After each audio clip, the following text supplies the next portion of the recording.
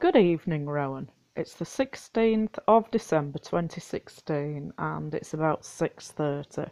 And obviously this is my usual Friday evening video to reassure you I won't be seducing any priests over the weekend, so you can relax. Anyway, I thought we could have yet another chat about the talk you gave about Mary, the Mother of Jesus, on the 21st of November 2016.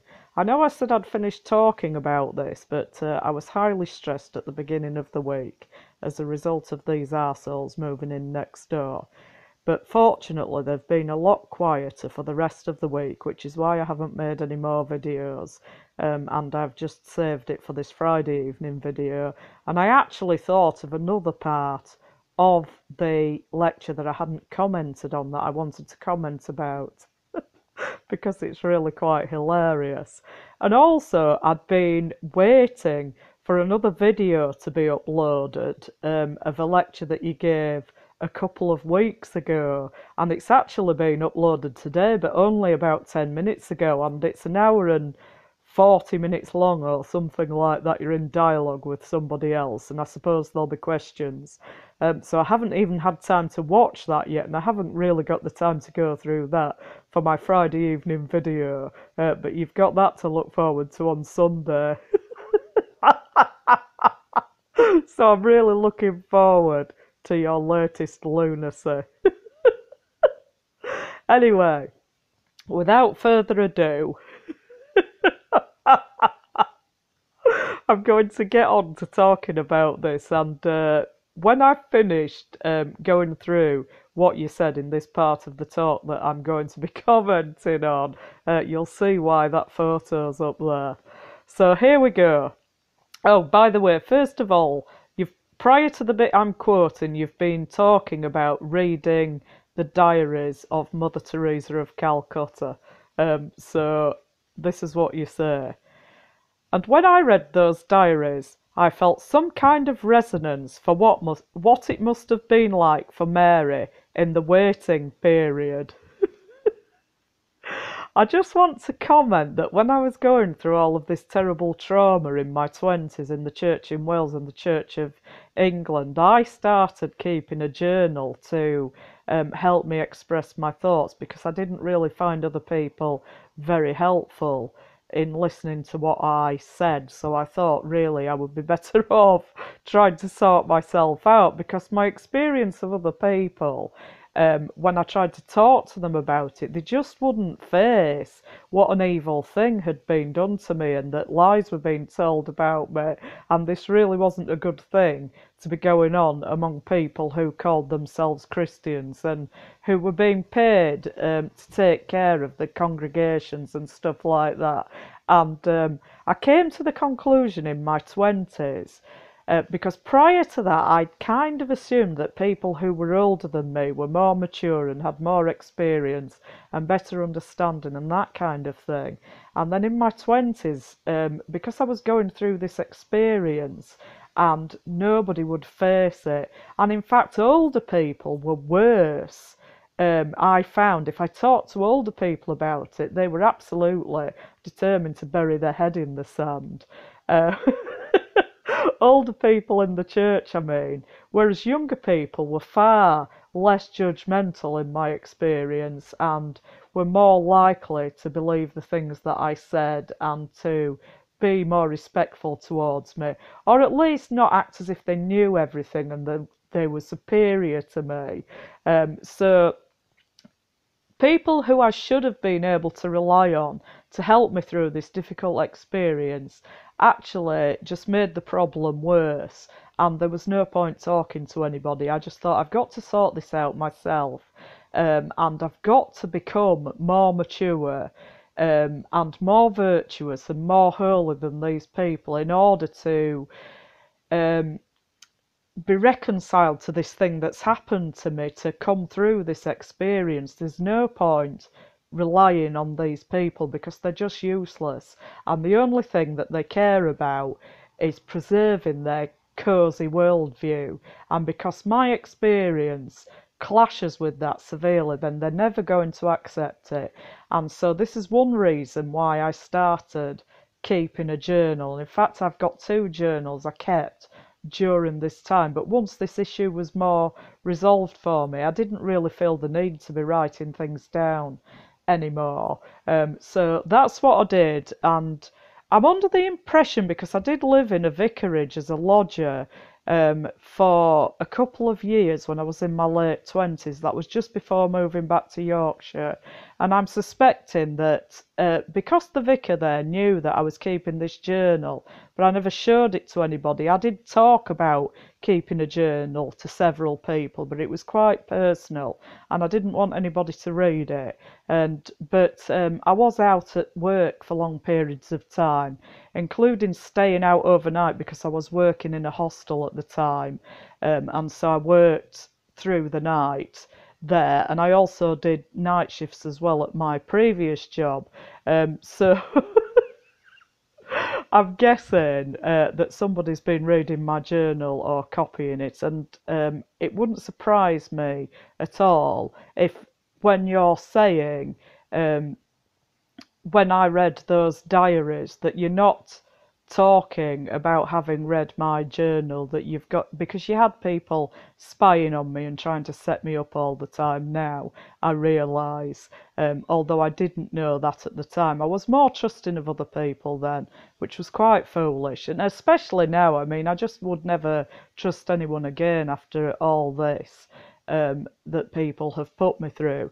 So I started keeping these journals at the time, and I'm under the impression from this statement, even though you're supposed to be talking about the diaries of Mother Teresa, I'm under the impression from this statement that you've actually read my journals.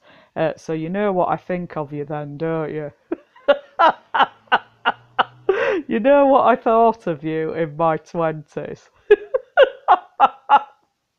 So anyway, so that was one thing I decided to do. Another thing I found very helpful, this was when I started reading the life and the works of various saints as well in the Catholic Church. I mean, Therese of Lisieux was the first one I would say I found helped me a lot, because she was only 24 when she died, and I was in my 20s then. So it encouraged me that such a young person was taken so seriously in the Catholic Church anyway. And Therese of Lisieux, I believe, was the 3rd woman to be declared a doctor of the Church. So there she was up among the doctors of the Church, and there's only about 35 of them, something like that. And she was such a young person, so I felt very encouraged by that, when everybody else was just rubbishing me all the time, and not paying attention to anything that I said, and just dismissing it and dismissing me as if there was something wrong with me. So I found that very encouraging to read Therese of Lisieux and to realise that she'd been taken so seriously by the Catholic Church. And that was also when I started reading St. John of the Cross, and I found, although no one could understand the people who I was talking to, no one seemed to be able to understand the things I was talking about. But the first time I opened the book of St. John of the Cross, the collected works of St. John of the Cross, it was like somebody had taken my experience and written it down, and I thought, this is someone who would have really understood me.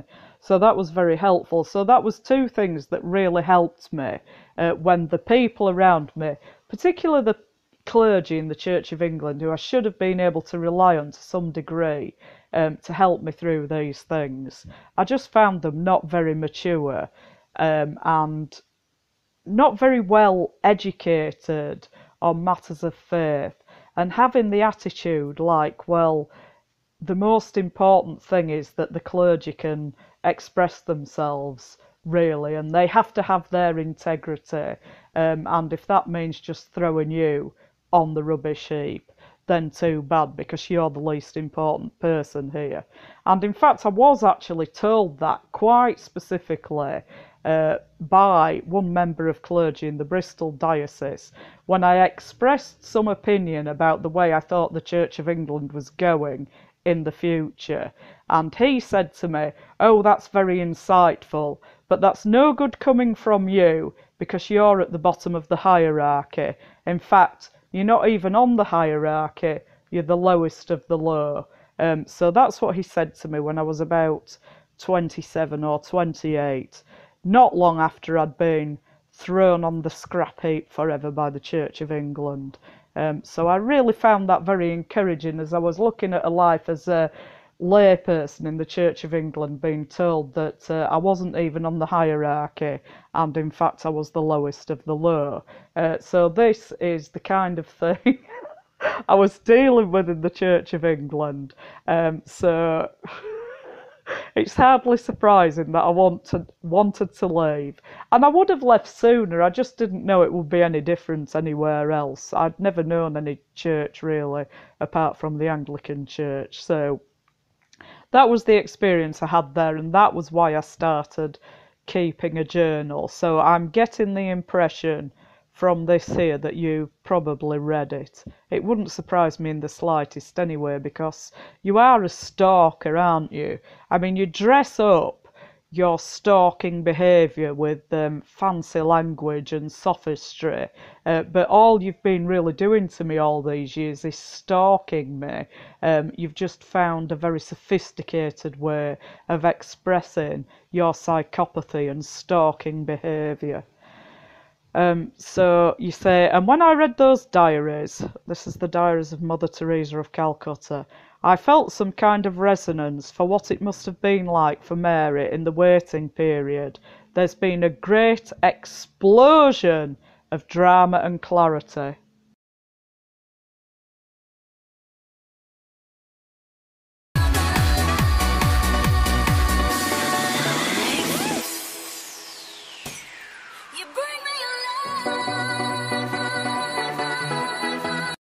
So there's been a great explosion of drama and clarity.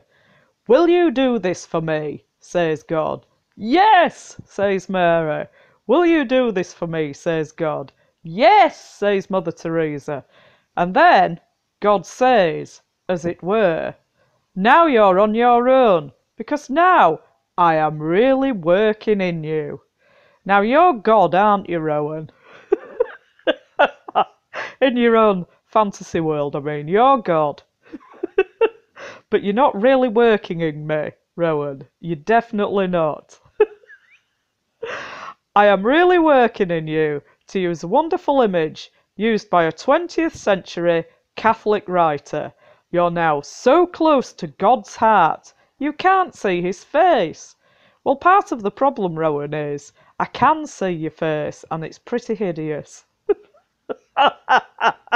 But actually, your hideous face is the least of your problems. So you then say, God has pulled you. So you think you've pulled me, do you? You haven't pulled me, Rowan. You live in a fantasy world. God has pulled you so close into him that now you can't see him face to face. Oh, well, I suppose that's an advantage. You can't see him face to face in the same way. You're so deeply involved. Well, I'm certainly not involved with you at all, Rowan. This is all in your fantasies. There is no involvement between us whatsoever. You're nothing to do with me. I'm nothing to do with you. And in any case, it's impossible to be deeply involved with you, considering your microscopic floppy thing. So then you go on to say, and that seems to me the second thing about Mary's calling and Mary's growth and Mary's witness. So you're using the rule of 3 there as well, aren't you? A reminder to us that our service to God in your dreams and our walk in faith is not, you say this in a very condescending way, is not a sense of positive, exciting experiences. Well, since you identify yourself as God, I can say that there is nothing positive or exciting about you. In fact, quite the opposite. You're an extremely boring, decrepit old fart. and you're also a psychopathic slime ball, so there's certainly nothing positive or exciting about you. In fact, you're as dreary as hell. So anyway, you then say, it's to do with opening ourselves up at such a deep level that God will come through us, even when we can't see that God at work. It's to do with opening ourselves up. I don't like if you love me, love me, love me. I'll drive you crazy.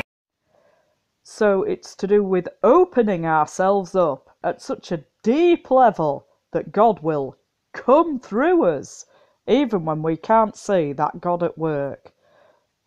The trust that Mary's called on to show in the moment of the Annunciation just has to get deeper all the time. Well, so we need to open ourselves at a deep level, and God will come through us. And you're God, of course. And it's going to get deeper all the time. Well, not with your microscopic floppy thing, I don't think. So you then go on to say, so if you're not quite sure where God is, if you're not quite sure how to look God in the face and enjoy God's presence, you being God, of course. Well, I do actually know where God is, Rowan. God, I mean actual God, rather than you. God is in heaven. Okay, and you're not God. So actual God rather than imposter God. So if you're not quite sure where God is, if you're not quite sure how to look God in the face and enjoy God's presence, well, I'd rather not look you in the face because you're hideously ugly, and I couldn't enjoy the presence of such a psychopathic slime ball as you. So there would be no way of doing that. But my offer to kick you in the balls still stands, obviously, so just tip me the wink. So you say, if the way is not quite as clear as you have thought it might have been a few years ago, don't panic. Well, I'm not panicking, you're panicking.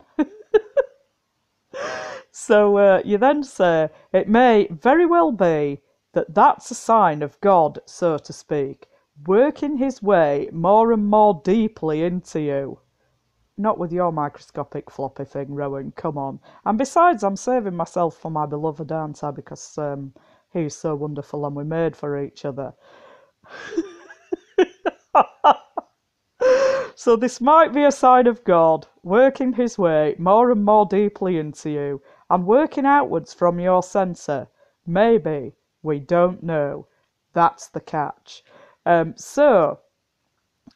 Well, let me just move off your quite obvious allusions to sex here and talk actually about the spiritual life and advancement on the spiritual life to come closer to God in the prayer of union, which is something that the mystics talk about. And I have talked about this before at length in videos I've made about Teresa of Avila and St John of the Cross. And I also said in relation to you, because one of the things I started off doing in these videos, I made a series of videos about a lecture that you'd given about Teresa of Avila sometime around September 2015. And one thing I said in those videos was the thing that you miss out. It's not only what you do say, it's also what you don't say. And a very great emphasis of the Christian mystics when they talk about advancing on the spiritual journey is the development of virtue. This is an intrinsic part of it, and you can't move closer to God without developing virtue. It's completely impossible. And you never refer to this. It's like it's completely irrelevant. You want to think this, don't you? Because you want to think you're close to God and that you are God. You're imposter God, in fact, despite the fact that you've got quite obviously no virtue. let me give an analogy that Teresa of Avila used. I've already mentioned this on one of the videos I made about when she describes the soul as being like a garden. So God, the gardener, uproots the weeds and plants fragrant herbs in the garden, and the fragrant herbs are virtues. And it's then the work of the soul to till the garden, to stop the weeds growing back again, and to water the herbs so that the herbs may grow and flourish in the garden. And the herbs, the fragrant herbs, are virtues. So the soul's job in this path towards the prayer of union, the contemplative journey, is doing everything you can to enable virtue to flourish in the soul. And the effect that this has, she's using this analogy of the garden being the soul here, is that the fragrance of these virtues is so pleasing to God that God will want to come and spend a lot of time in the garden, which is the soul, to inhabit the soul because of the pleasing fragrance of these virtues. And so this is just so intrinsic to the contemplative understanding of how to advance towards union with God, that it's impossible to talk about it without talking about virtue, and you never talk about it in the context of virtue. This is obviously because you haven't got any, and it would be very apparent that you're nowhere near God if you were to actually describe it accurately in the way that the Christian mystics describe it. You can't possibly be anywhere approaching God because of your quite obvious lack of virtue. And I've also said previously as well, Teresa of Avila wrote a book called The Interior Castle. That's what it's called in English anyway. It's got a longer title in Spanish. So she wrote a book called The Interior Castle, and she talks about the soul as being like a castle, and the king lives in the keep, at the centre of the castle. This is God at the centre of the castle, at the centre of the soul. And as the soul advances through stages of spiritual development, growth in virtue, it advances further inward into the centre of the castle towards the keep, where the king is living, who represents God.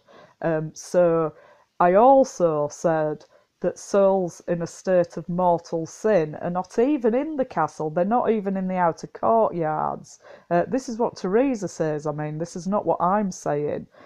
So you're in a state of mortal sin because you've committed grave sins with full knowledge and you haven't repented of those sins. And I also said before, you're going to say, but I'm not a Catholic, so I don't think in those terms. Well, you may not be a Catholic and you may not think in those terms. Teresa wouldn't care about that because she was a Catholic. And this is the frame of reference that she's using when she's describing this spiritual journey. She was a Catholic and she did accept the teaching of the Catholic Church and about the different grades of sin, should I say. So it's quite clear from her work, The Interior Castle, that a soul in a state of mortal sin isn't even in the outer courtyard, never mind advancing towards the centre. So once again, we have this emphasis on moral behaviour and virtue as being an intrinsic part of advancement of spiritual growth and moving towards union with God, either by inviting God, making it pleasant for God to come and dwell in the garden of the soul, or by enabling the soul to advance through the courtyards and the rooms of the castle, to advance towards the keep where the king dwells. So those are two analogies that she uses. She's got a very good way of describing these things. St. John of the Cross has a more technical approach, really, that people find harder to understand. It's harder to understand his work if you don't already know what he's talking about.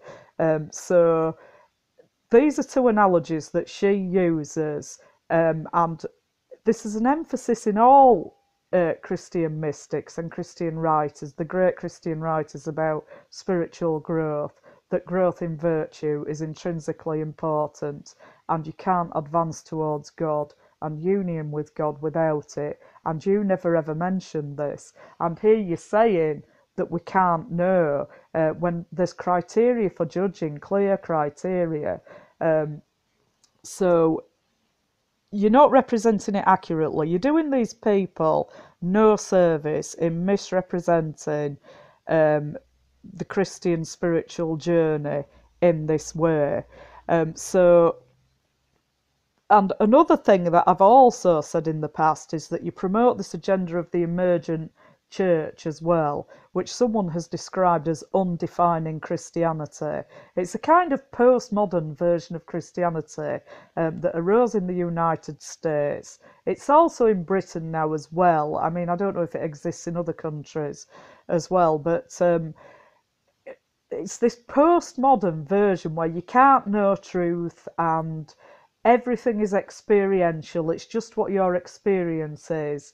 And it's completely thrown out of the window that Christianity is a revealed religion and the central doctrines of the faith have already been revealed to us and set out and they can't be contradicted. It's like there's no boundaries and anything will do. And I have made videos where I've talked about you promoting this agenda of the emergent church before, and in fact you have done that quite explicitly, as I've demonstrated in videos, by you initiating the Fresh Expressions program, which you described as the emergent church in a video that I've shown previously. And this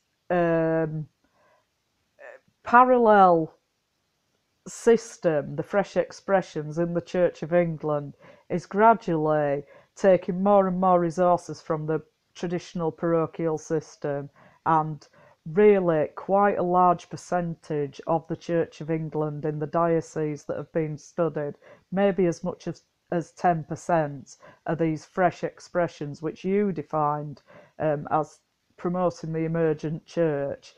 And so this experiential stuff and rejection of traditional doctrine is a hallmark of the emergent church. A lot of evangelicals have done research into this, and there are lots of articles on the internet and videos on YouTube about it, some of which I've shown before in videos demonstrating how you're deliberately subverting traditional Christian doctrine.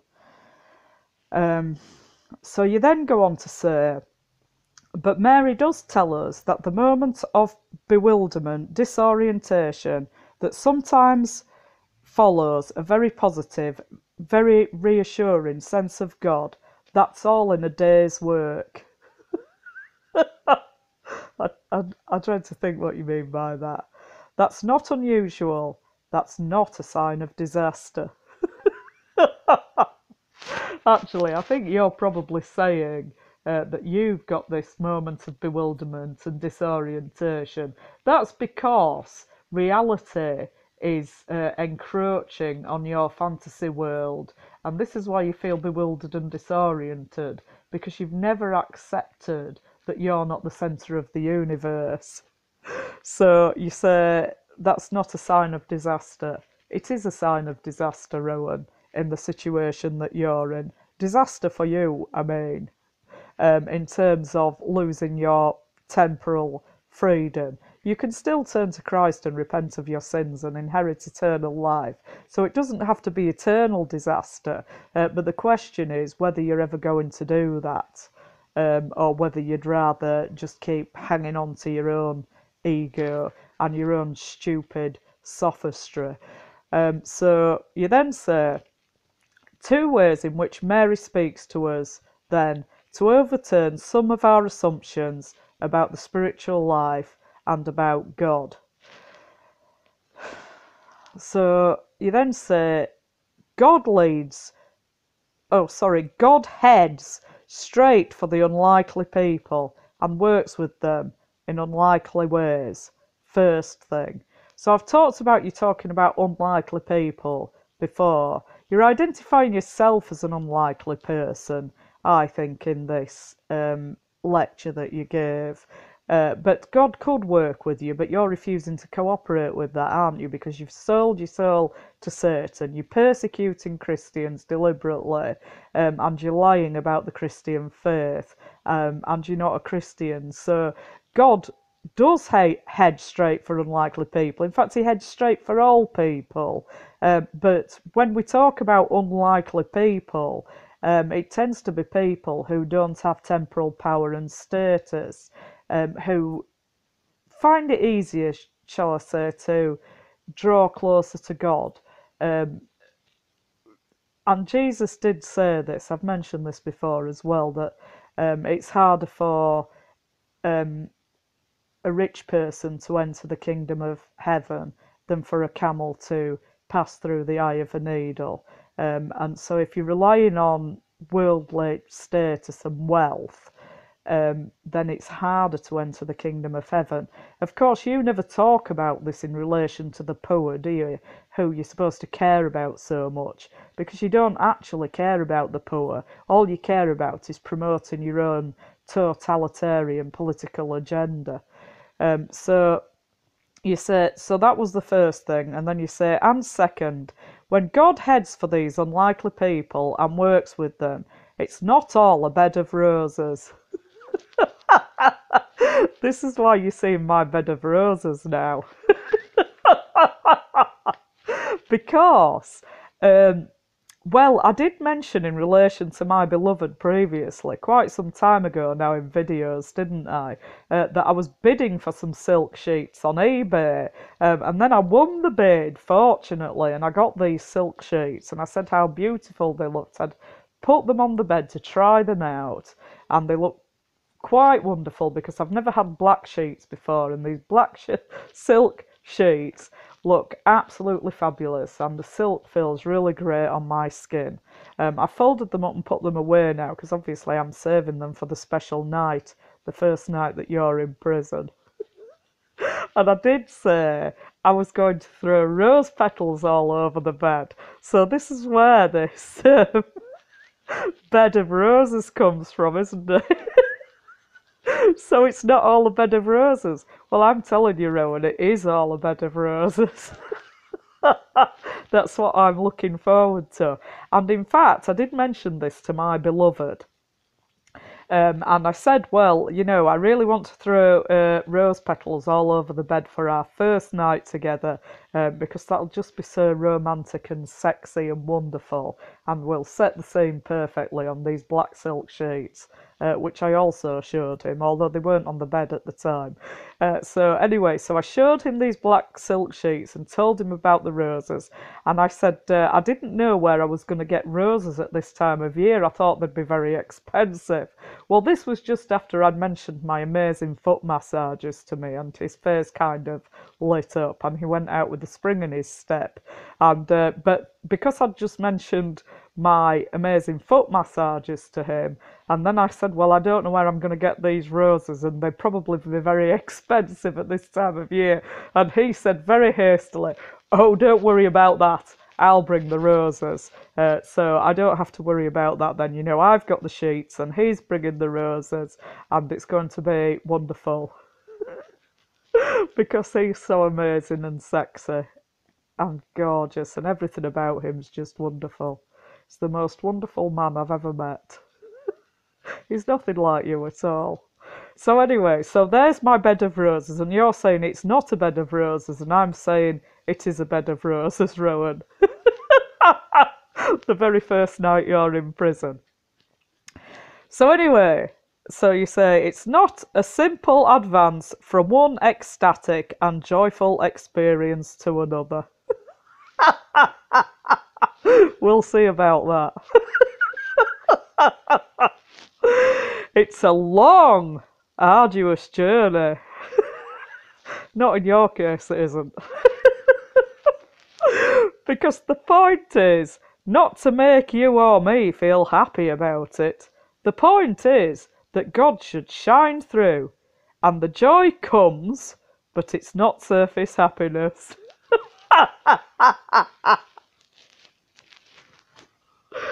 I'm not even going to say anything about that. So anyway, you then say, back to where we started. Well, that's where you want me, isn't it? Back in the Church of England. Back with you as you imagine it, although I was never with you anyway, it's all in your head. Back to where we started, and the first words the angel speaks. Rejoice, be glad, says Gabriel to Mary. Be glad, because you are about to be thrust.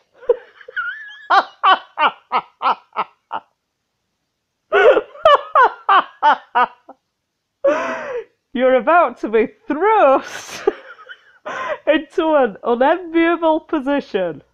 The missionary position, I suppose.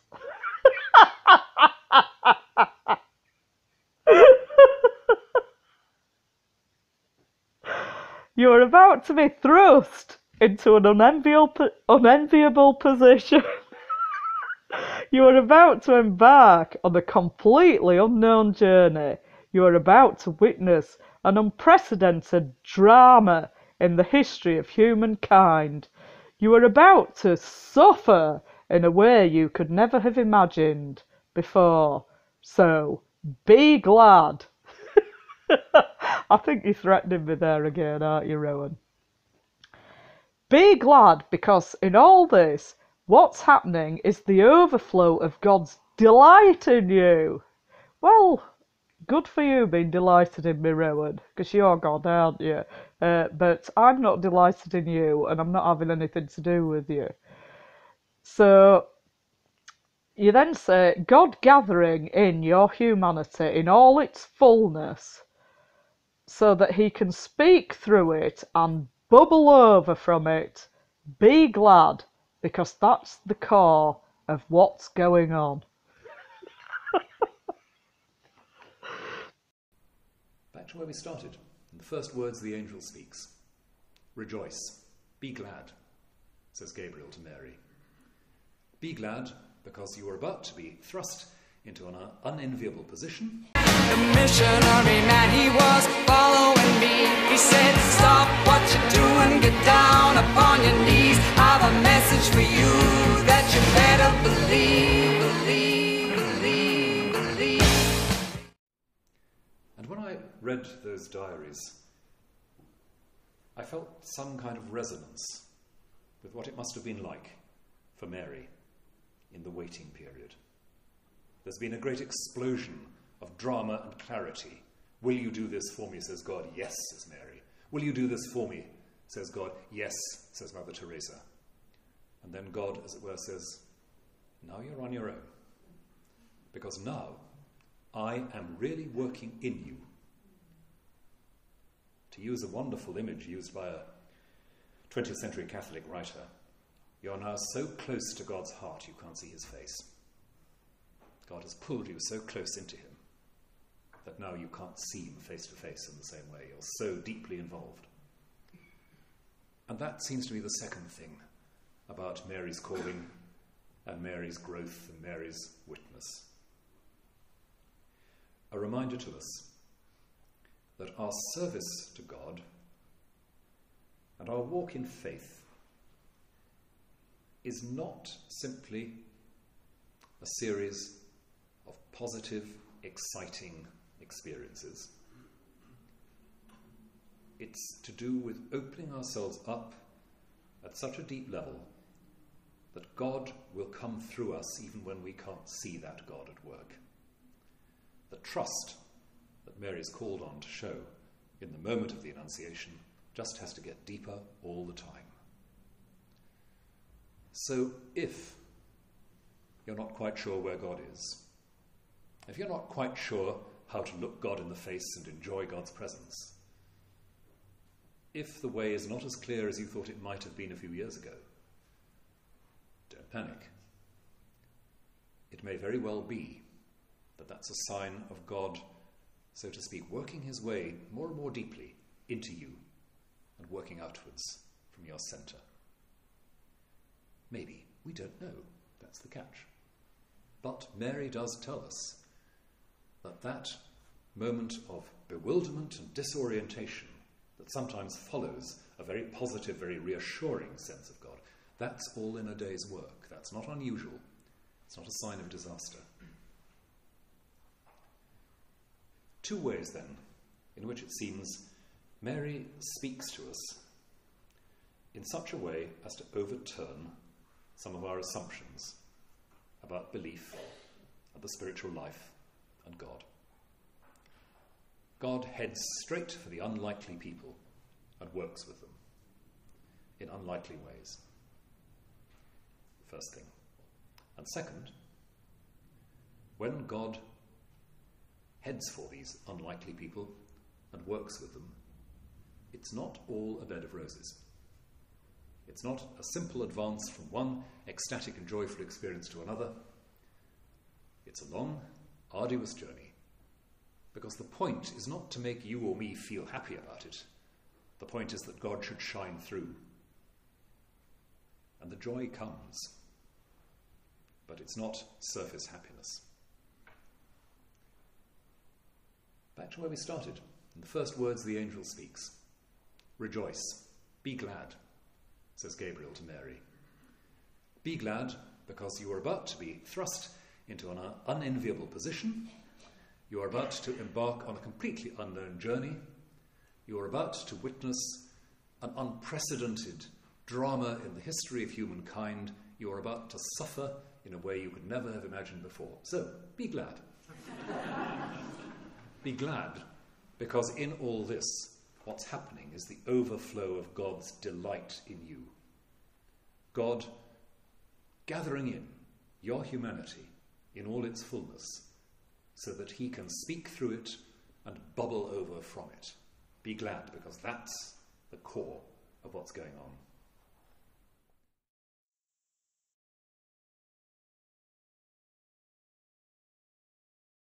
So I thought we could just have another brief word about stocking up.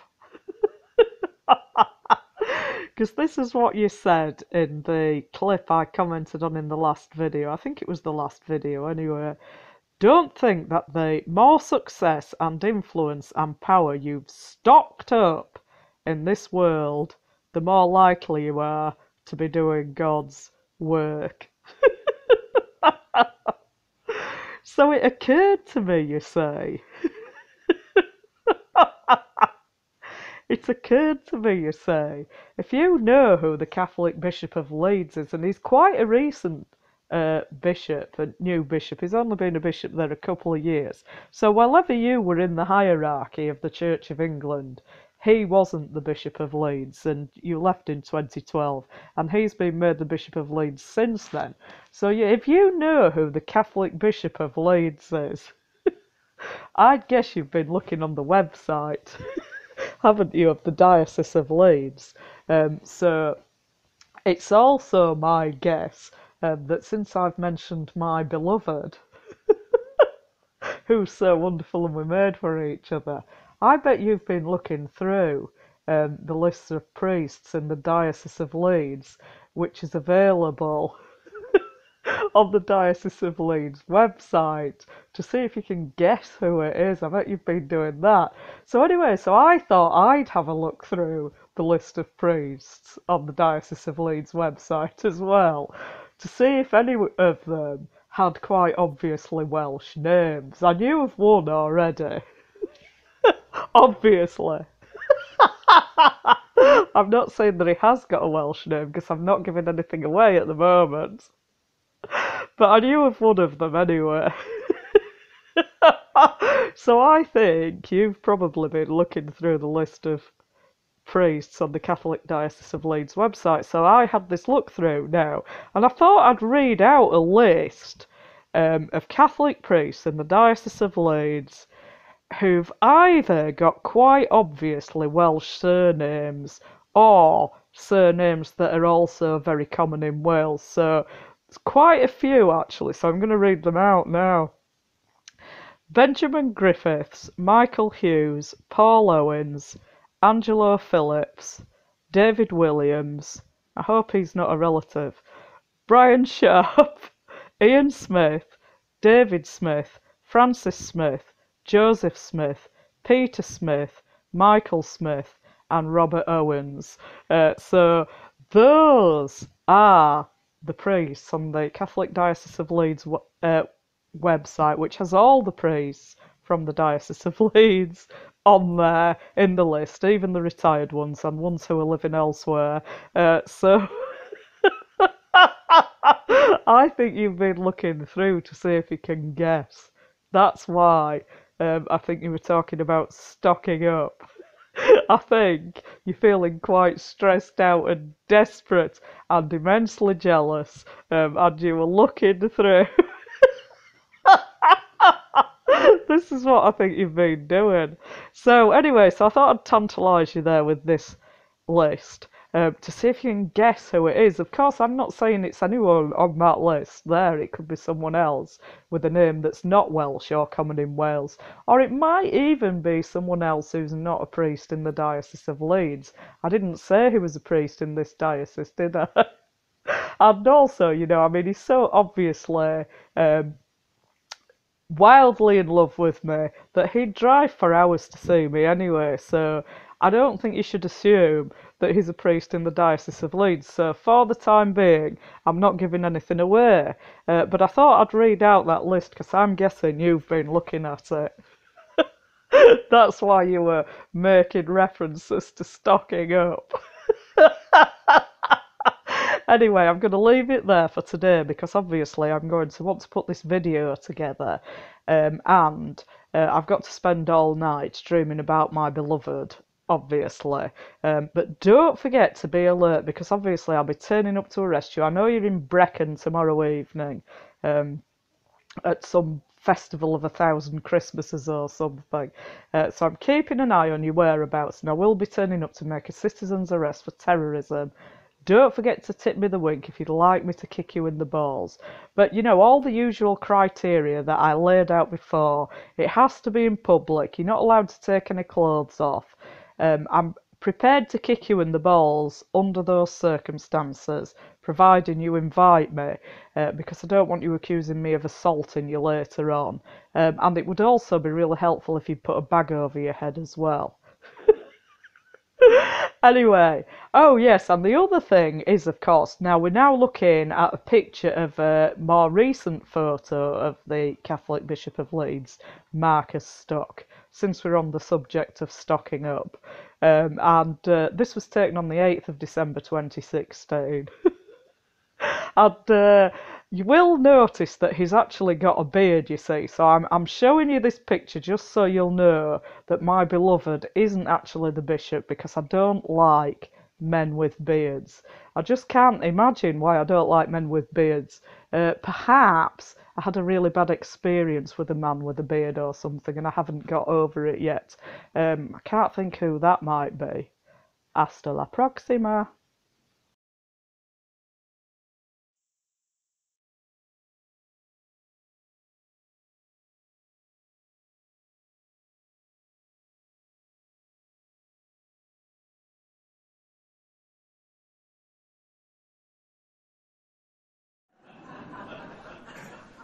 And yet, unlikely people, it seems, are the people that God is likely to pick up and use.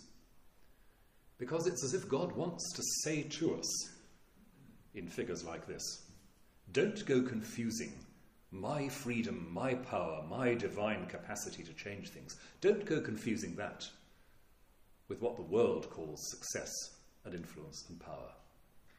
Don't think that the more success and influence and power you've stocked up in this world, the more likely you are to be doing God's work. And late that night when the Lord came home, inquiring of his lady, the servants said on every hand, she's gone with the Raggle Taggle gypsies, Oh, saddle me up my milk white steed. Go and fetch me my pony, oh, that I may ride and seek my bride who is gone with the Raggle Taggle Gypsy, oh.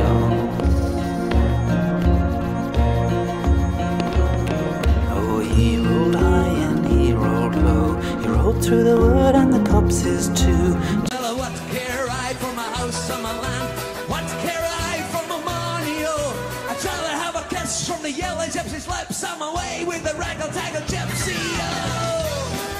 What care I for my goose feather bed with blankets strewn? So call me, oh. Tonight I lie in a wide open plain in the arms of a Raggle Taggle Gypsy, oh. Night I lie with me back upon the ground in the arms of a Raggle Taggle Gypsy, oh. Don't try to change me, you're wasting your time. Now I got something much better in mind. Robert De Niro's waiting, talking Italian.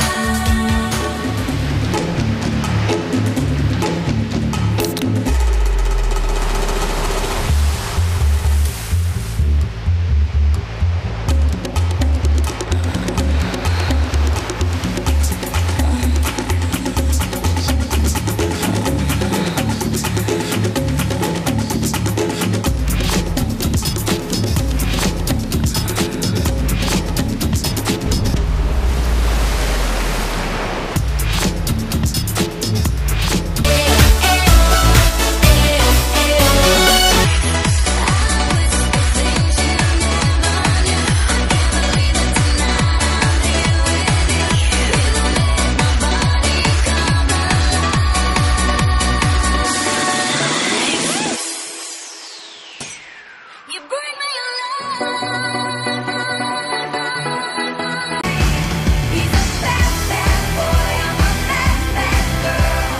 And we're getting bad. This is why Catholics have the best sex. Adelante. Oh, what care I for my house and my land? What care I for my money? Oh, I'd rather have a kiss from the wild gypsy's lips. I'm away with the Raggle Taggle Gypsy. I'm away with the Raggle Taggle Gypsy. I'm away with the Raggle Taggle Gypsy. Oh.